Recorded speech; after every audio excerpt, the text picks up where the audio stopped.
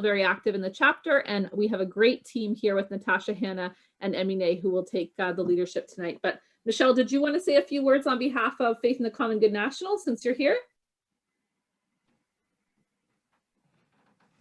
Sure, happy to do so. Just let me know when you want me to begin, ladies. I think pretty much everyone that had registered is pretty much here. So if you want to start, you can do that. Oh, well, good evening to you all. Thank you for joining us this evening. I'm Reverend Michelle Singh. I'm an interfaith minister and the executive director of Faith in the Common Good. I believe most of you are probably familiar with our organization. We are a national interfaith network that works to build resilient and sustainable communities across the country. We have chapters in various parts of the country, and we work with partners really from at least 2 coasts, and working on the third. Ottawa is one of our longest, if not our first chapter. I have to double check that actually. And has been a great leader in our Greening Sacred Spaces program, including everything from planting gardens at faith community spaces to doing energy benchmarking work, and a number of other significant sustainable projects. Thank you all for being here this evening, and I will hand it over to the Ottawa team.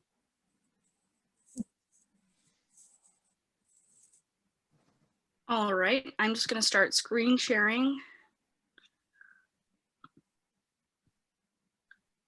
If that's all right.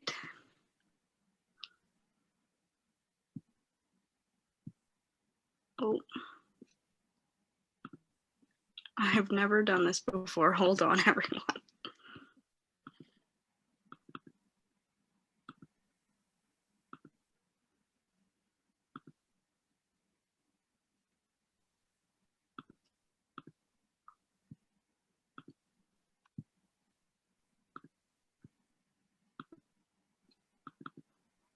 All right. Can everyone see it all right?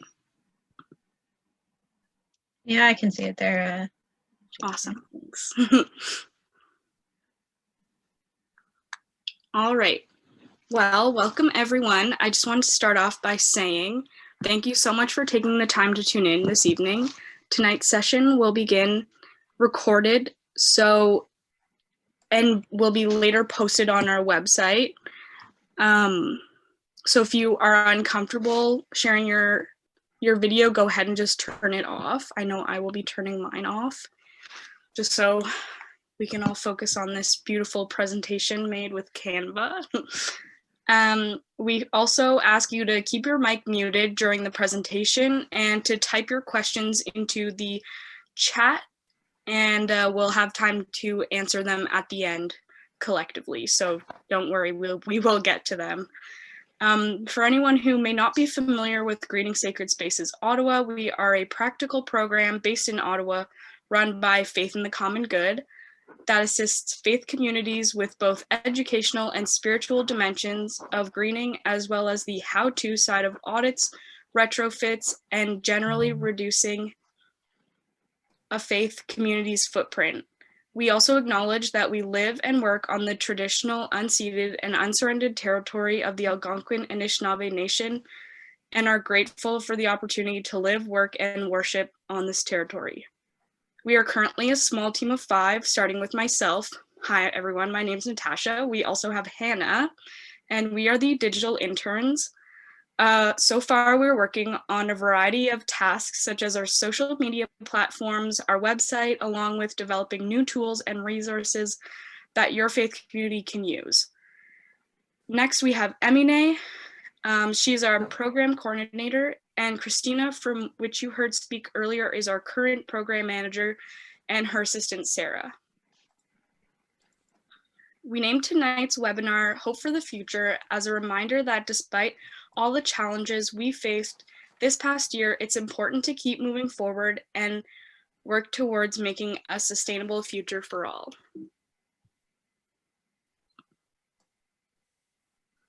Our team will be giving a soft introduction of what is being done by communities to be more sustainable in terms of energy projects, and how becoming more sustainable aligns with many faith communities' mission for environmental stewardship.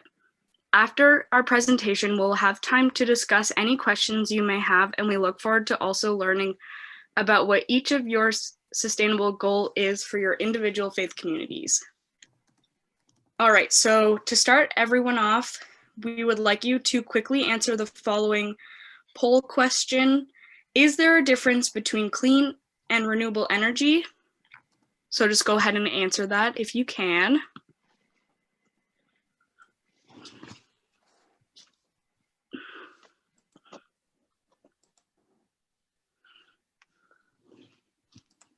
All right. Yeah, just a little couple more answers here.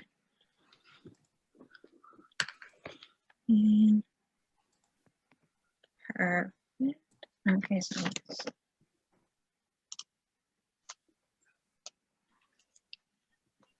perfect. So we have the majority answering yes to the difference. Awesome. Okay. So I'll continue then. Thanks everyone for responding. Natural Resource Canada describes renewable energy as energy derived from natural processes that are replenished at a rate that is equal or faster than the rate at which they are consumed, whereas clean energy includes all zero carbon emitting energy sources. So nuclear energy would fit under this umbrella of clean energy, but it is not renewable. Renewable energy sources currently provide 16% of Canada's total primary energy supply, with the dominant source being hydroelectricity. However, wind and solar are the fastest growing sources of energy sources in Canada. Ontario is the second largest producer of electricity in Canada. 35% of the electricity in Ontario is produced from renewable energy sources. We are the lead in Canada's wind capacity, and 98% of Canada's solar capacity is installed in Ontario. Ottawa has developed an action plan known as Energy Evolution to reduce greenhouse gas emissions by 100%, transforming Ottawa into a thriving city powered by clean renewable energy by 2050. So to reach this goal, the City of Ottawa is guided by three main components, which are reducing energy use. So this can be done through energy efficient upgrades and bringing awareness to best energy practices. A number of financial incentives are also available to make these upgrades. Increasing the supply of renewable energy. Over the last 10 years, businesses and local farmers have increasingly invested in the solar energy. Multiple wind farms and solar farms, such as the Mighty Solar Farm in Chesterville, Ontario, or the ongoing construction of the Nation Rise Wind Farm, have also been installed throughout the Ottawa region to help increase supply. The third one is prioritizing procurement of clean and renewable energy. Currently, there are over 100 LEED certified green buildings in Ottawa, and through partnerships with companies such as Ottawa Renewable Energy Co-op, many businesses have been able to further increase their environmental sustainability efforts by installing solar panels and retrofitting their buildings. Some of these examples in Ottawa include IKEA Ottawa, that has 882 solar panels on its roof, which generate electricity equivalent to powering nearly 40 homes in the Ottawa area for an entire year.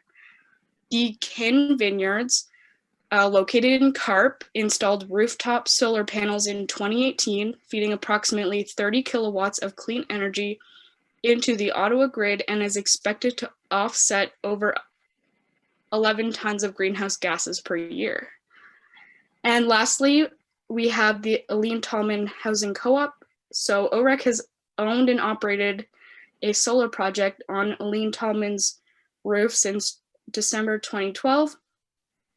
The solar array produces 10 kilowatts, reducing 3.71 tons of greenhouse gas emissions per year.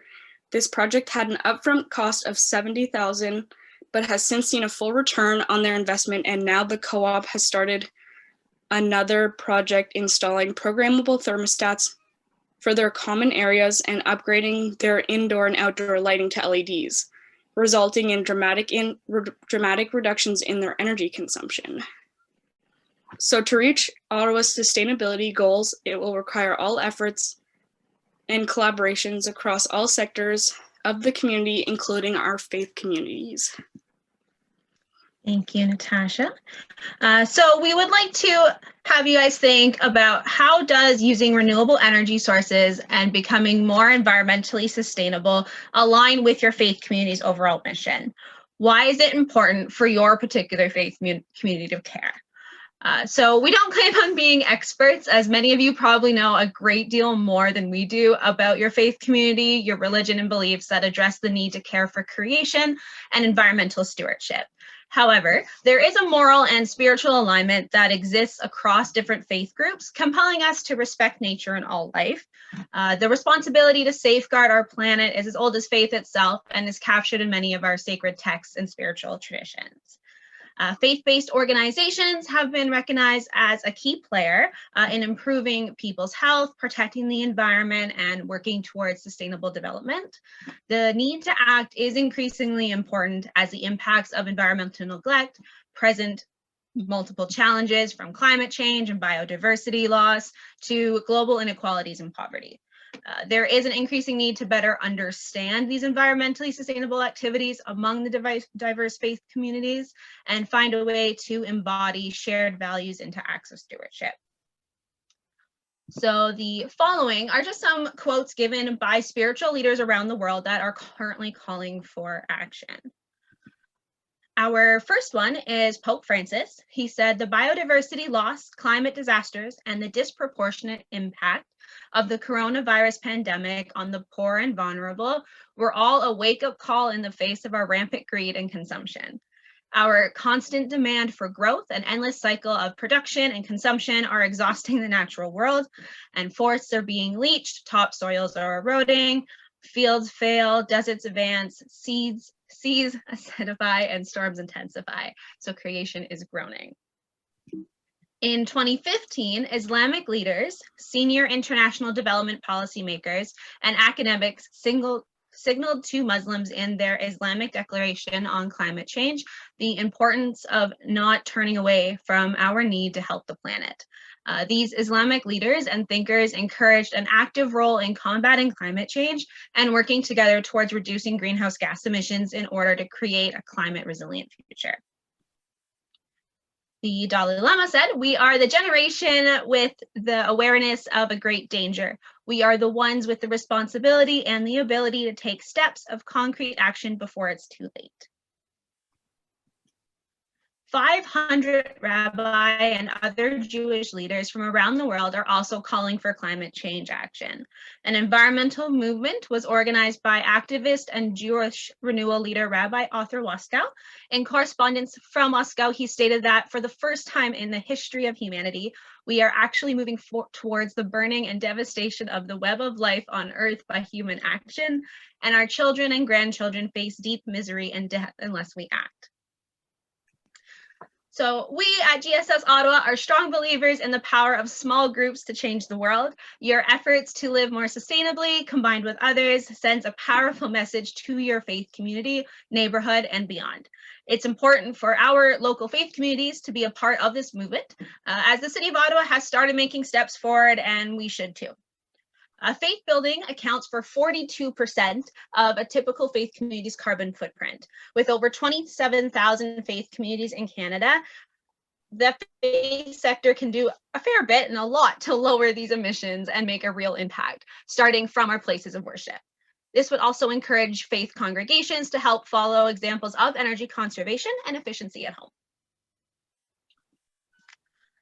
So the energy used for lighting and heating in a faith building is one of the largest and most expensive sources of carbon emissions. Improving energy efficiency of our buildings would not only help save your community money, but it's also a simple goal to help your faith community work towards being more energy conscious. We understand this goal can sometimes seem overwhelming and you may not have any idea even where to start with your community. So to help get you started, we have developed a simple flow chart here that kind of gives you some easy checkpoints to help you keep on track.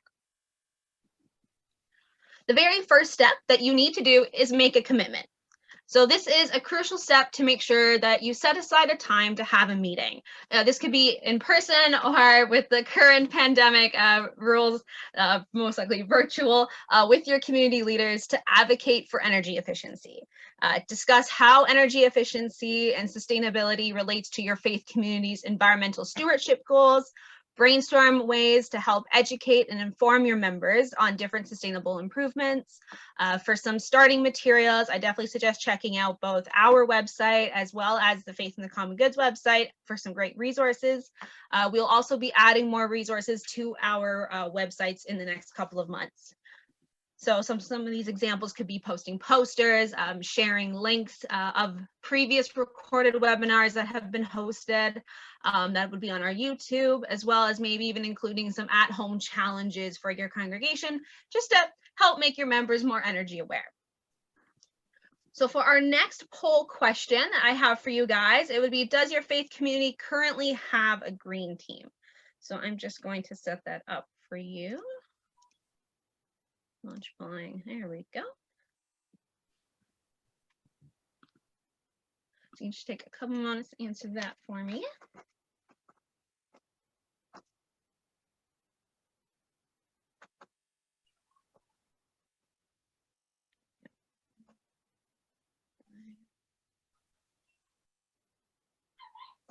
Okay, so it looks like it's about half and half. So half of you currently do have a green team and others do not. So that's definitely good. I might be picking on some of you guys later in the discussion. So I'm just gonna go back here. So to successfully accomplish your goals, to help follow the plan, you need to have accountability. And we find that the best and easiest way to help do that is to set up a green team.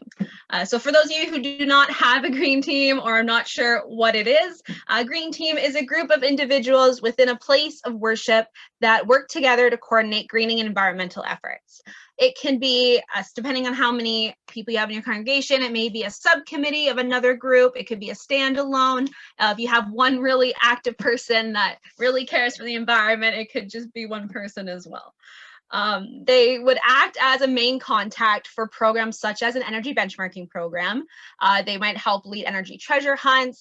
They'd help gather input and information from other members of the church as well, or our congregation, bringing potential new ideas to the table and just overall working together to help educate and encourage members of their faith community, making process more fun and to help just provide ongoing support for one another. This can also be and serve as a fun and interactive way to get your youth involved. So to have them doing some extra fun treasure hunts and checking, seeing all the lights are off after a service is done, that would be just something fun that you can get the kids to do as well. Green teams are not only agents of change in the faith community, but their efforts and gain knowledge through these facility enhancements can send waves through their personal lives as well, so that becoming more aware and accountable for their energy use. Having an active green team within your community would send a message that you're increasingly living in a sacred balance with creation, a spiritually rewarding journey that would open us up to the beauty, wonder, and responsibility of harmonious living on the earth.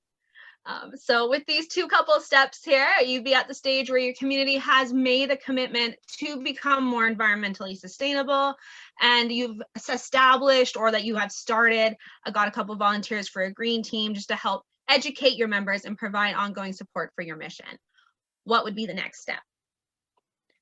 So to create a successful plan with impactful results, it's important to understand how your building is performing relative to its energy use.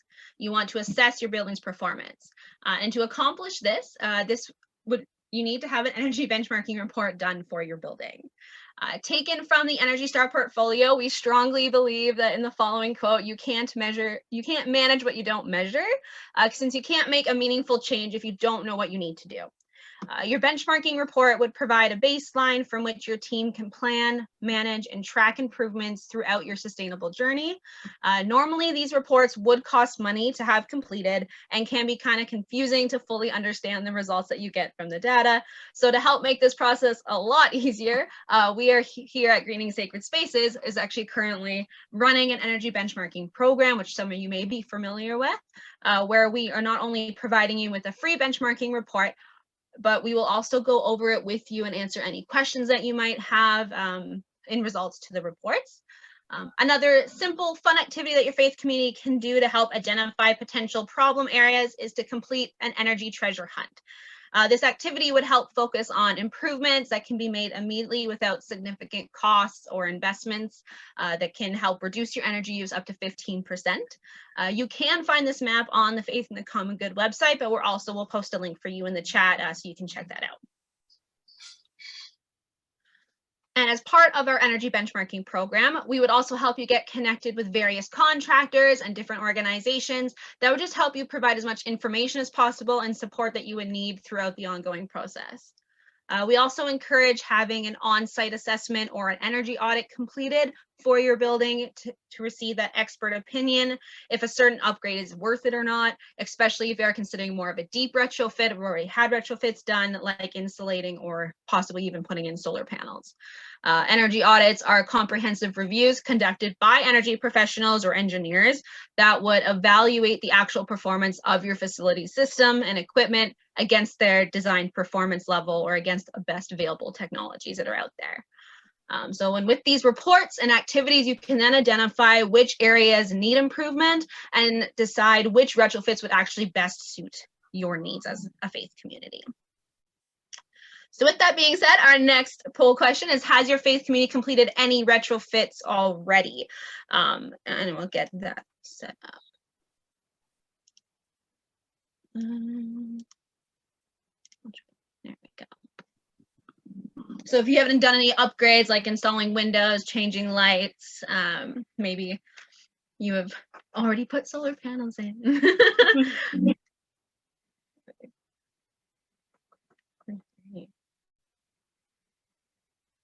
Okay, so it looks like majority of you have already done some retrofitting, so that is great. I will definitely be bugging you later about those to get some to see what kinds for sure that you've done. And the next question I have here is if you haven't done or if you're planning to do more retrofits in the future.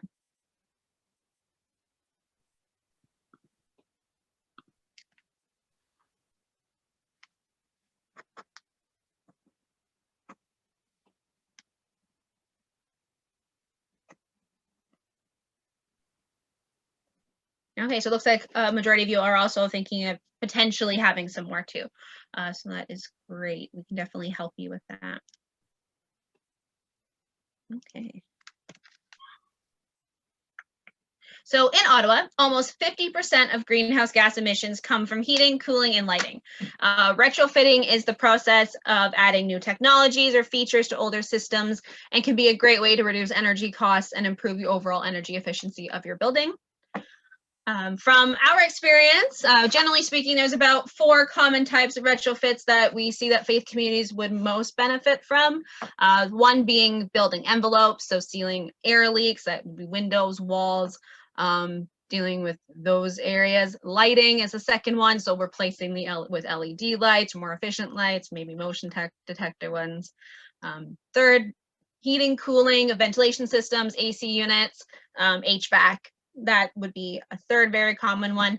And then the fourth one we added is kitchen appliances. So for those faith communities that tend to like to serve the community, looking into doing specifically stuff for the kitchen area tends to be popular as well.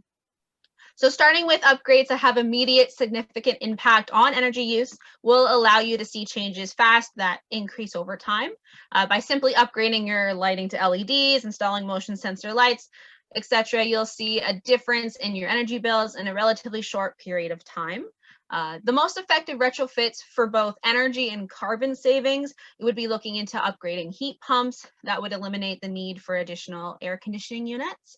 Having a certified professional check your furnace heating and cooling pumps and anything else in your building every 5 years is ideal. And then upgrading these systems to more energy efficient models, depending when the last time you upgraded them, would help ensure their safety and efficiency.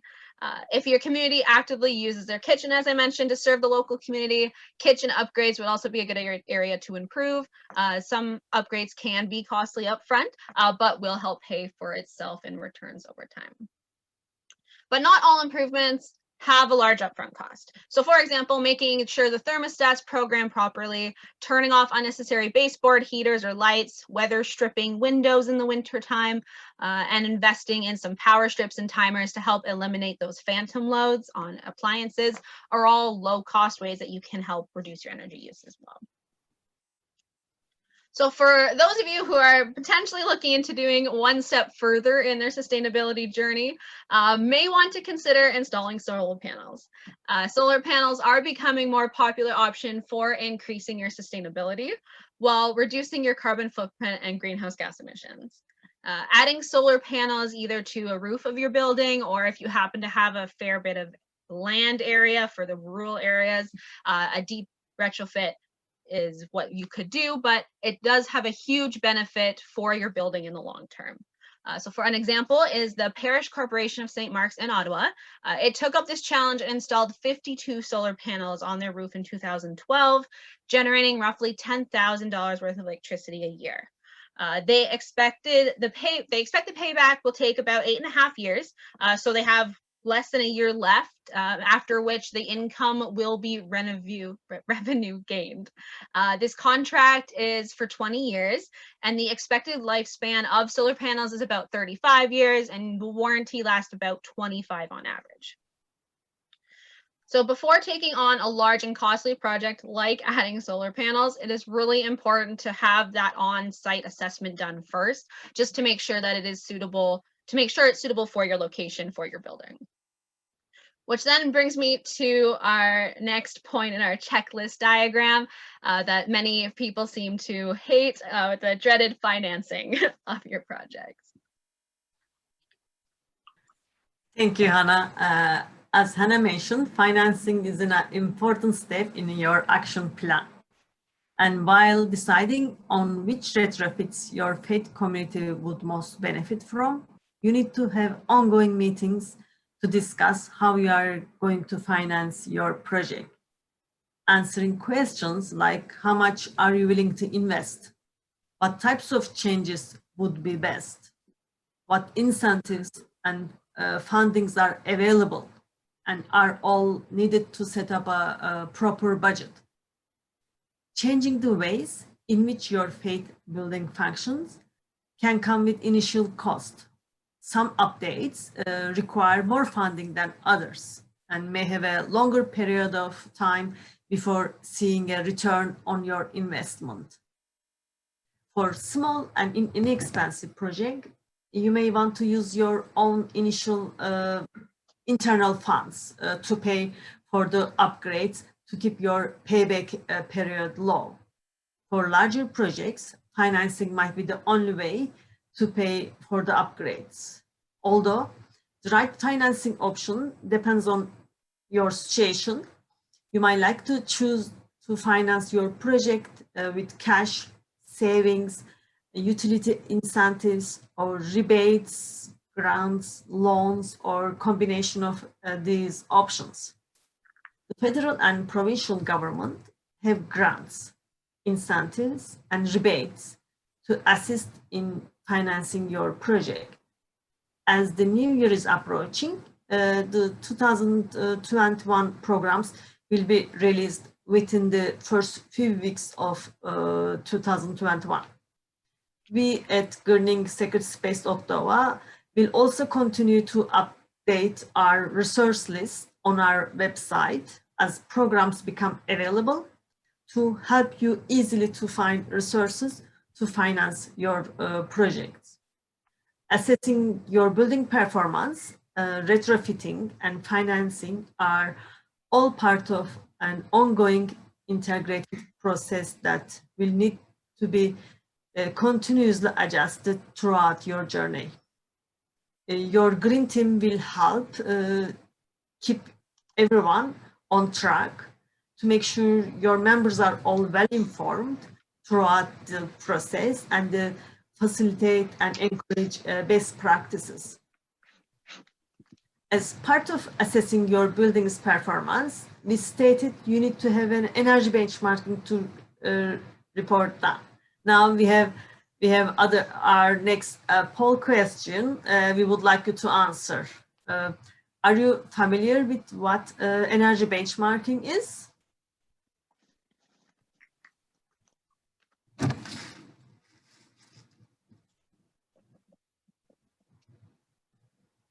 If you can answer this question, that will be great.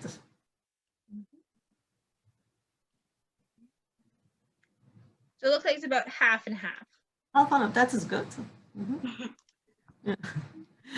Greening Security Space Ottawa has implemented many projects and programs to support faith communities towards improving their environmental footprint with reference to sustainable energy practices over the last 16 years.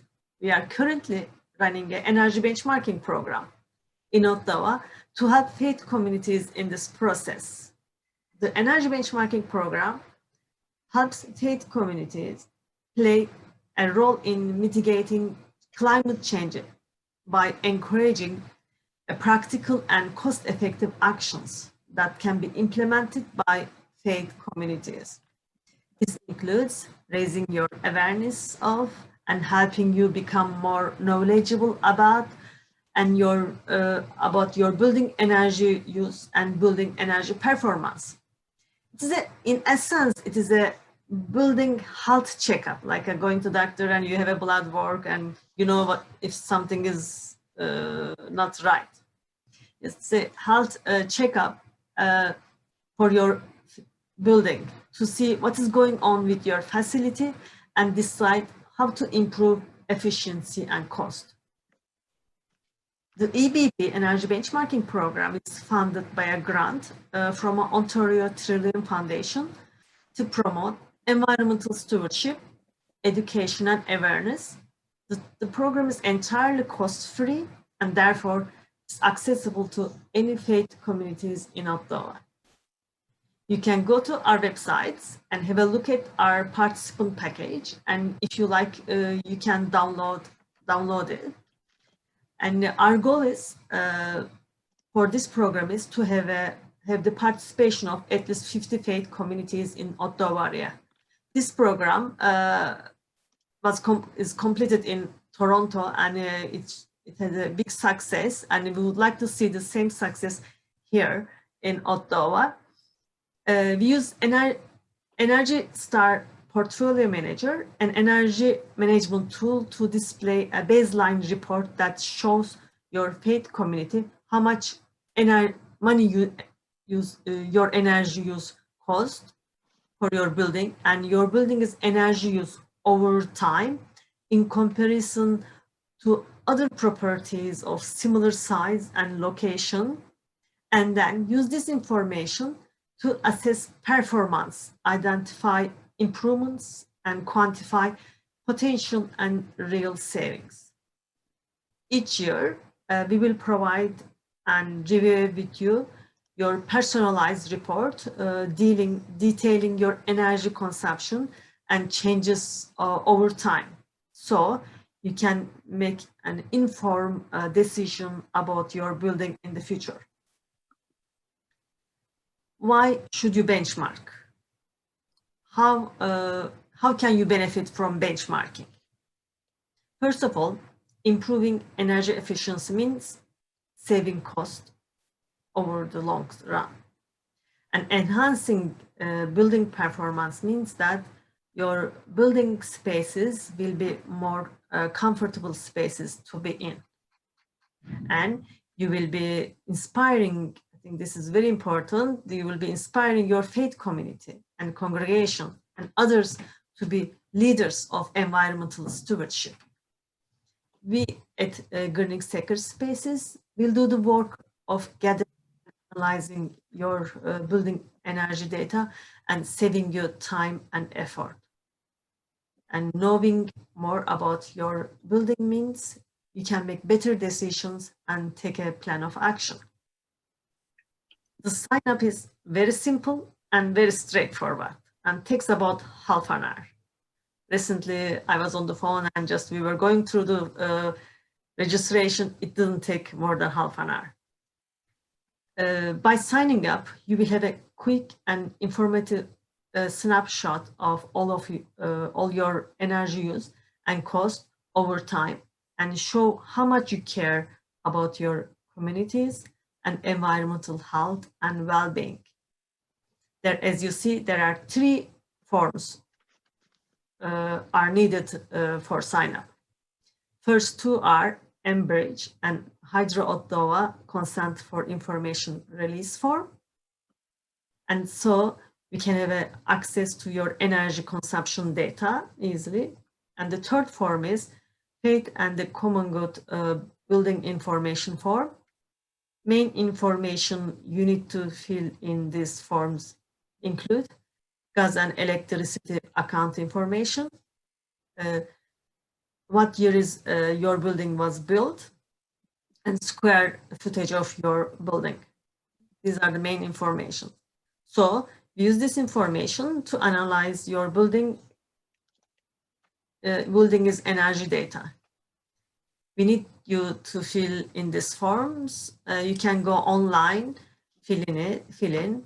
It will take about 30 minutes. If you have any question or find the registration confusing, we are here to assist you for this process. Yes, now we have your permission forms and building information.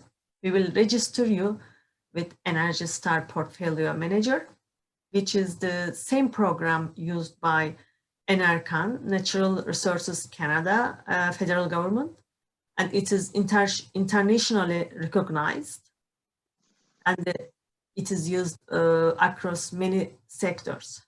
We will put your utility data into the portfolio manager and provide you with energy performance report. We are excited to help all of you start your environmental stewardship journey today, and encourage you to sign up for our monthly e-newsletter to keep you updated on what we are doing. I think this covers up everything we have planned to discuss tonight. And now we can answer any question in the chat box, or if you have any question further, we can discuss it. Thank you so much joining us tonight. Perfect, thank you, Emily. So just going through the Question? chat.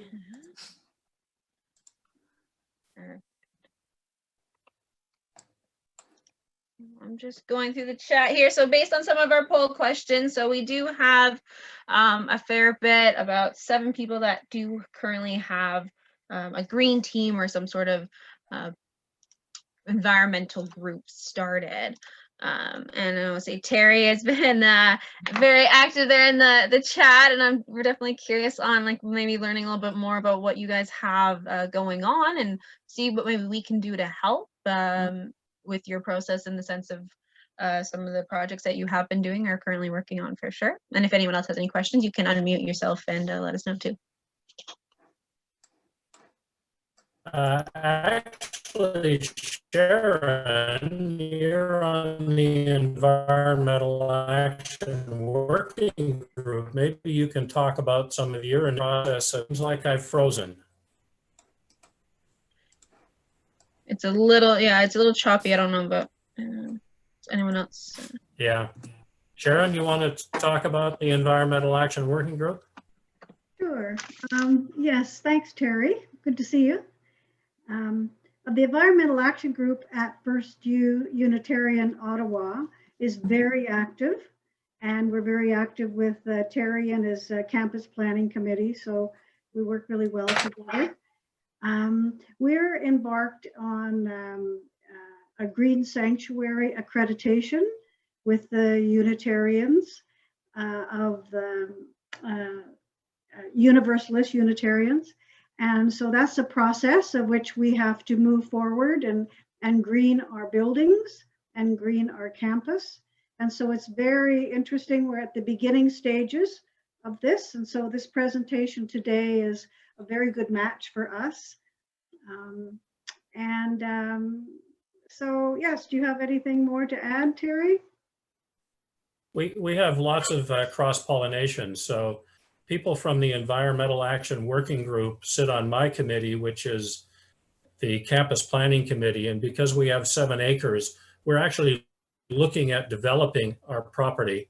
We're going to have an LRT station right along Richmond Road, very, very close to us. So, and a lot of intensification, densification of buildings. So we're looking at doing our own building, and the congregation has approved us looking at how we would develop social housing on our campus. And some of you might know we already have a child care center. We also have a seniors residence there, but we have 7 acres.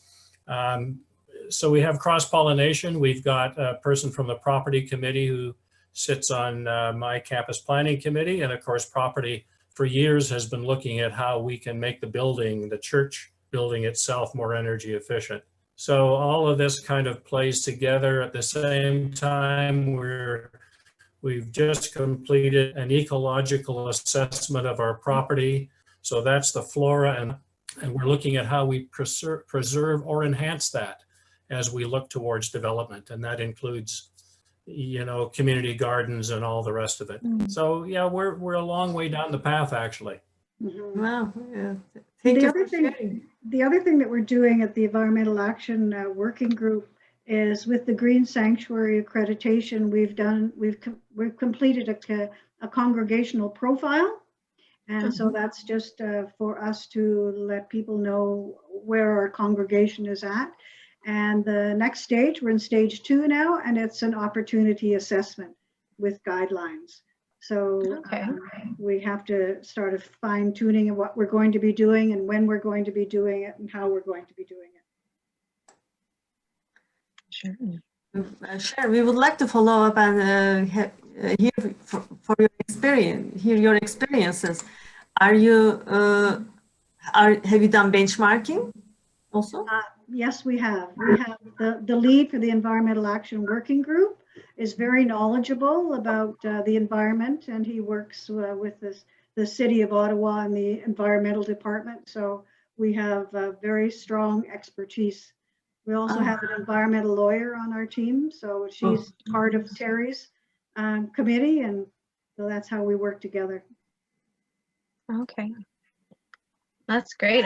I would definitely look forward if we can have some connections there, and we can definitely see if we can help each other out and try to, if there's anything we can do in sense of maybe we might have some connections that can help. And you guys definitely, I think that really on the right path though to getting to your goals for sure. I think you are the champions, and we Yeah. Yes, it will be really great to talk and get information and just maybe just work together to case studies or something. I think it will. Well, that's the magic. It's working together. Yes, yeah. We will contact you, and that will be really amazing. We are so happy that you are here. Yeah. Mm-hmm. Yes, thank you. I do see here, Mark, you had mentioned that you're it's not necessarily suitable at the time, but you were looking at having potentially doing upgrades for Windows for next year. You said EBP is not suitable because it is church are closed. Actually, maybe it might be the best time because you can have an idea when church is not working, nothing is working, what is your how your building is doing.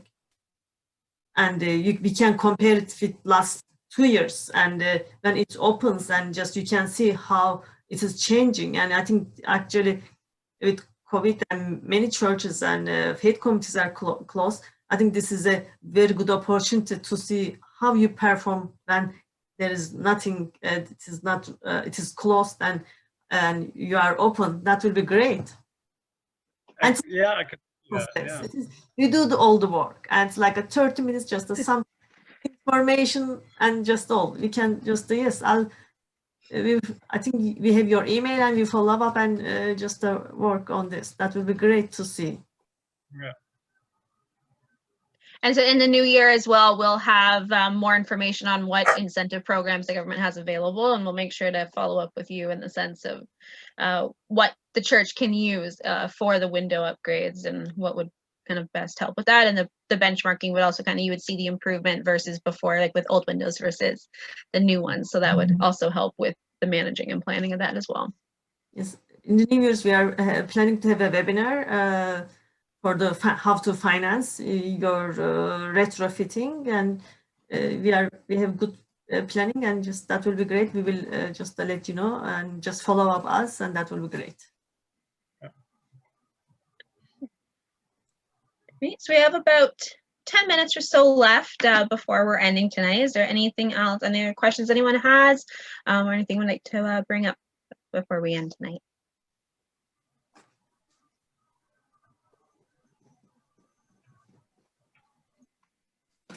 Yeah, Sharon? Yes, I just want to mention that Environmental Action Group has 3 categories that they're focused on with the Green Sanctuary accreditation. Okay. And that's mitigation, which is reducing, adaptation and resilience, which is how are we going to modify things to make it better, and justice. And so the other thing is to identify a marginalized community and help them to become more resilient. Okay. And we're looking at putting an electric vehicle charger at the church. Yes, good one, Terry. You're on the right path. That's great to hear. Yeah, because especially now with the increased popularity of slowly more with the electric vehicles. So that would be, yeah, encouraging a charging station. That's awesome. Okay. Definitely would want to showcase that you guys are champions in the Ottawa area and you're on the right path. So that's awesome. Perfect. Yeah, Mariana. Mariana. Mariana. No, actually, this is my, hello everybody. This is the computer of my daughter. My name is Rocio, R-O-C-I-O, Lopez. I belong to St. Basil's Church and parish. It's my parish. So right now we had the green team and we had been working maybe 2 years. So we are working especially on education, you know, about the recycling, but now we are more focused in reducing, like not to buy all the things that the consumerism that we have. Also, I know we are working in another subjects related with what we are talking right now. Yeah, here it is Margie. Hi, Margie. She's one of the members. Yeah, maybe she can explain better what the parish is doing, but yeah, we agree with everything that you are, the subject that we are,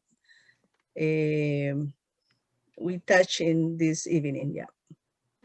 Thank you, Mariana. Mariana, isn't it?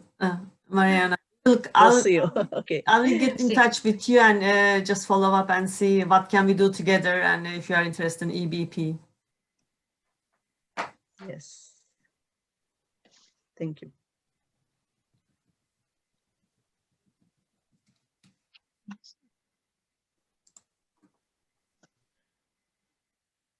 I know one thing you can definitely probably start off with your green team is definitely check out some of the links that we put on tonight.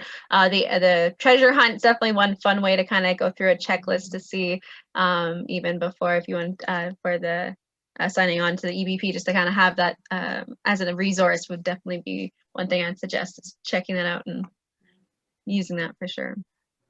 If you like, if you can send us just an email, and just we can send you some of the link that we shared, because as Hannah said, treasure hunt is very popular and just a very simple, without any cost. You just go through your building and find the things that cost money that you can change, and you can save up to 15% energy through this.